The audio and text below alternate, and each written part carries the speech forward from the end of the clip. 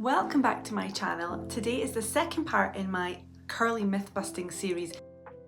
And today we're specifically going to be focusing on myths about shampoo because there are a few and I thought we could put them all in one video. But before we get into that, we have a 3-minute demo from today's sponsor. Excitingly, we have a sponsor for today's video, and that sponsor is Leifin Tech. And this is the Leifin Swift Special. Now, if you guys have been subscribed to me for any amount of time, you will know that I have used and loved my other Leifin Swift since 2021. I already had a Dyson before I got my first Leifin, and I reach for my Leifin almost every time over the Dyson. So if that's not a true endorsement, I don't know what is. Leifin have kindly sent me this gorgeous shimmery pink colour, which is so pretty.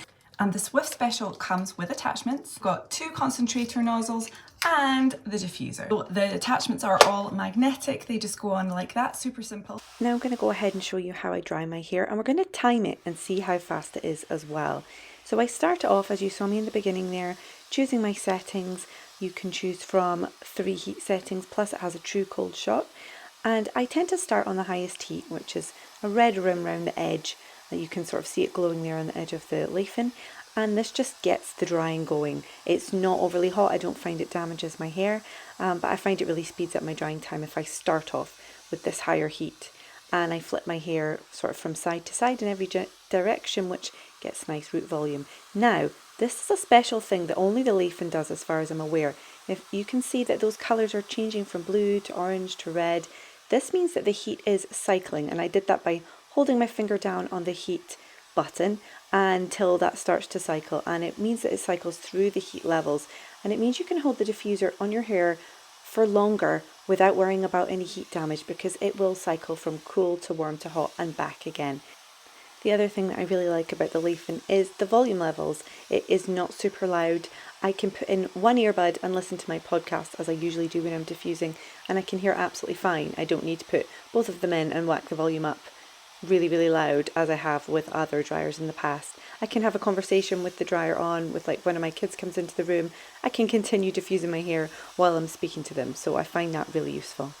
It's also very light, so if you're diffusing your hair, you know, sometimes your arms and shoulders can get tired, but I don't find they do with the Leifin because it just doesn't weigh very much. It's very lightweight, even with the diffuser on. And the other thing that's great about it is the size. It's not a big, bulky, sort of L-shaped hairdryer, so if you do have to travel with it, it fits easily in the suitcase, no problem. I've travelled with my Leifin. In fact, my other Leifin came all the way to Turkey with me last year, and yeah, I was glad I had it because my hair was wet so much on holiday. I needed to be dry. Spent a lot of time in the pool, so I was really glad I had my Leifin with me, so my hair was dry at least part of the holiday. And now we are dry, and look, that's how long it took, 10 minutes and 18 seconds to dry my hair from soaking wet to completely dry. I've used dryers in the past that have taken up to 40 minutes to dry my hair. Makes me feel a bit sick even thinking about diffusing my hair for 40 minutes. But with the Leifin, it consistently takes me about 10 minutes. And this is my hair after it's settled. Look at those results.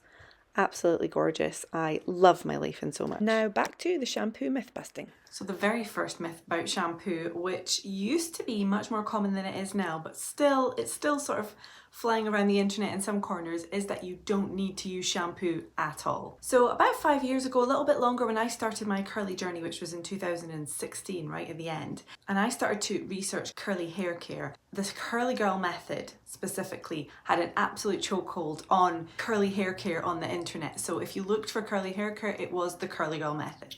Don't get me wrong, it was a great place to start, and I learned a lot about curly hair care through learning about the curly girl method.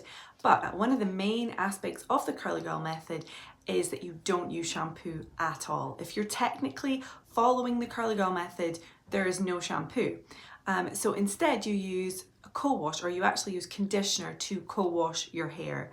And basically it involves just using a regular conditioner and scrubbing your scalp and your hair with your fingertips and sort of manually removing any oils and dirt and things like that from your scalp and your hair. Now, I'm not saying that co-washing in and of itself is a bad thing. If you have very dry hair and you like to wash your hair more regularly, perhaps say you shampoo your hair once or twice a week, but you wash your hair more than that, then co-washing could be a good thing for you to do on those in-between washes rather than be shampooing your hair many times in a week. But co-washing alone can be damaging to your hair and scalp, because especially if you're not co-washing very thoroughly, like spending a good 5 to 10 minutes massaging this conditioner into your scalp, then you're very unlikely to be able to remove all of the oil, the sebum, the build-up, the products and dirt from your hair and scalp. And clogged follicles on your scalp can lead to hair loss in the long term in extreme cases. So the thinking behind this no shampoo was that curly hair is dry.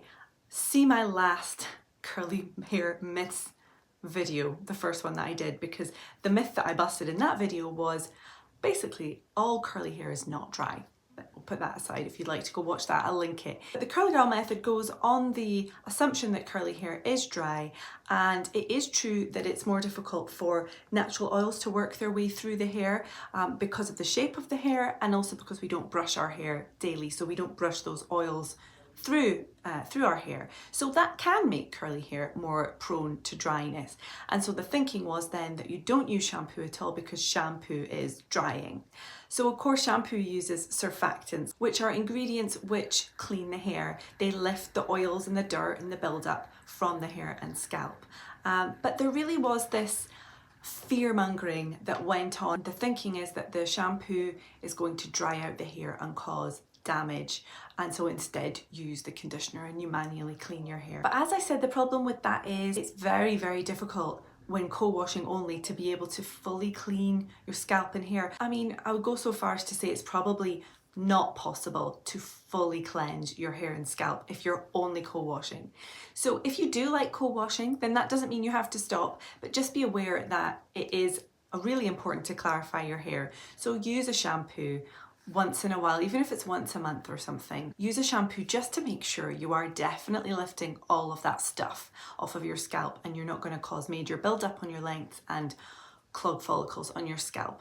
So basically, the bottom line is shampoo is not damaging to your hair if it's used correctly, if you don't overuse it, and especially if you pick shampoos that are on the gentler side, are formulated to be gentle. Of course, there's a wide array of types of shampoos. You can get sulfate shampoos, you can get sulfate-free shampoos, and I'm going to touch a little bit more on that later. The second shampoo-based myth is that you only need to shampoo your scalp, that you don't need to shampoo your lengths and ends.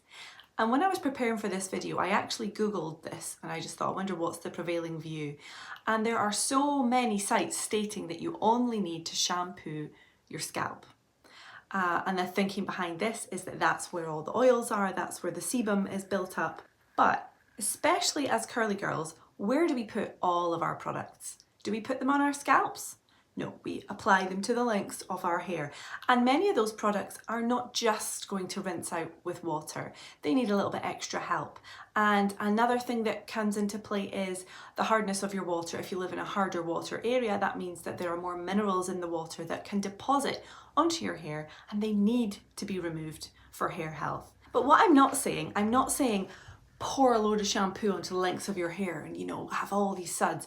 What I'm saying is, yes, you can apply your shampoo primarily to your scalp, but make sure that you are working those suds throughout the length of your hair to make sure that you're actually removing the build-up in the product from the length of your hair as well. Depending on your hair, you can try it different ways. You can figure out how much of a shampoo the lengths of your hair need, but if you haven't shampooed the length of your hair in a while, go and try it and see if you notice a difference to sort of the bounce of your hair, because it will probably remove some build-up that's been sitting on there. The third shampoo-based myth, which links back to what we were talking about, is that sulfate shampoos are all bad for your hair.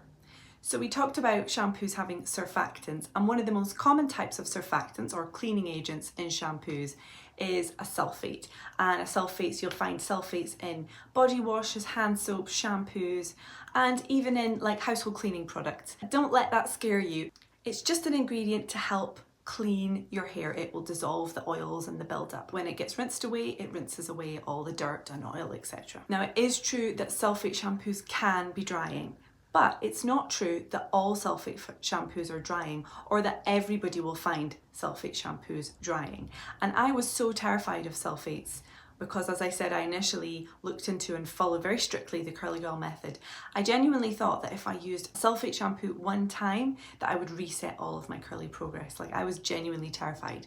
So even when I was still getting my hair coloured, after getting my hair coloured, I would only use sulfate-free shampoo, and the rest of the time I co-washed only. So I was really scared of sulfates.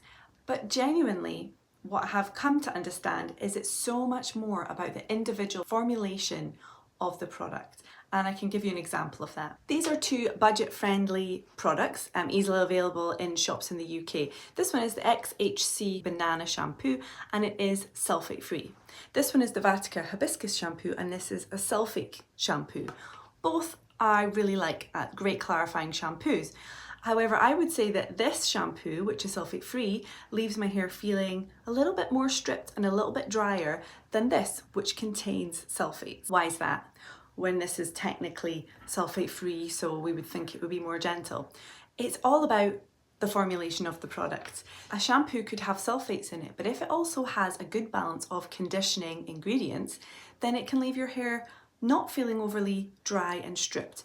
Whereas a sulfate-free shampoo still contains surfactants, which is good, that's what we need to wash our hair and our scalps. But if the balance is a little bit more on the cleansing side with less conditioning agents, then it's going to leave your hair feeling a little bit drier or just a little bit more clean and less conditioned. Neither is better than the other, in my opinion. They're both great, and depending on what your hair needs in that moment, would depend which one you would reach for. But then I have other shampoos which are sulfate free, which are really gentle and very conditioning on my hair, like the Umberto Giannini shampoos and the Naughty shampoos. So those are ones that I would tend to use more on a regular basis, and then I would maybe pick a sulfate or a stronger sulfate free shampoo to use once in a while. But another side note to that is my actual current favourite shampoo. I don't have the bottle because it's empty and I need to go buy a new one. My current favourite regular use shampoo is actually a sulfate shampoo, and it's the Superdrug Extracts Coconut Water Shampoo, which is easily available in Superdrug if you live in the UK, and it's very inexpensive. But oh my goodness, that leaves my hair feeling the best of any shampoo I've pretty much ever tried. It just leaves my hair feeling beautiful, and I can get my fingers through, no problem. There's absolutely no sort of stripped dry feeling at all, and that is a sulfate shampoo. So it's all about the formulation of the products. It's all about the balance of ingredients, how those ingredients are put together. So don't be scared by the fact that a shampoo is a sulfate or a sulfate free. Just try a shampoo and see how your hair responds to it. Now I'm sat here with my editing hat on. I thought of one more thing to say, and that is another aspect that plays into whether or not you choose a stronger shampoo or a gentler one is how damaged your hair is. So if you're at the start of your curly journey and you're dealing with quite damaged, dry, fragile hair, then it might be better to reach for a gentler shampoo, perhaps on the sulfate-free side, more often. Whereas if your hair is already pretty healthy, then especially if you've got finer hair tends to have build up more easily, then you might be better opting for a slightly stronger shampoo more regularly, and perhaps trying a sulfate shampoo as well. So those are three pretty common shampoo myths that I hope I have successfully busted for you. And as I said before, if you have any ideas for any curly hair myths that you would like me to bust as part of this series, please leave them in the comments. Let me know, do you tend to use sulfate shampoos, or do you use sulfate free, or are you a co-washer? I would love to hear from you. Again, let me know in the comments and we can chat. Thank you for watching, and I will see you guys soon. Bye.